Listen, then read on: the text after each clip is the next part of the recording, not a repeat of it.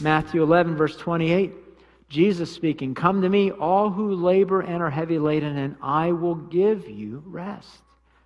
Take my yoke upon you and learn from me, for I am gentle and lowly in heart, and you will find rest for your souls.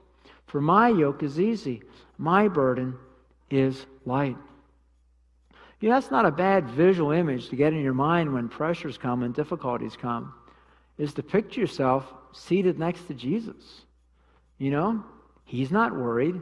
He's not upset. He's not out of answers. He's not out of resources. If He's not, you're not. Not a bad picture.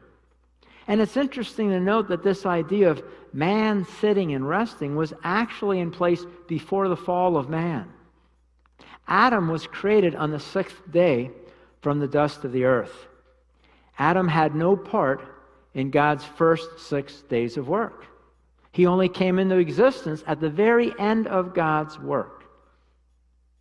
So, God's 7th day, God's day of rest, was actually Adam's first day. So we see the model. God worked 6 days, then rested on the 7th, whereas Adam began his relationship with resting on the Sabbath and then worked after that. And so we see that both with God's creation of man and Jesus' redemption of man, God works before He rests. He cried out, "It is finished." Then He rested. And He rests, whereas man must first enter into rest with God before he can rightly work for God. Because if you start working before you learn to sit, you will feel that you are working as an indentured servant. No love relationship, no real connection. You're just forced to serve, trying to earn your keep by the good works that you do. But if you learn to sit before you begin your labors, you will feel like a free man, serving God out of a heart of love, not because you have to, but because you want to.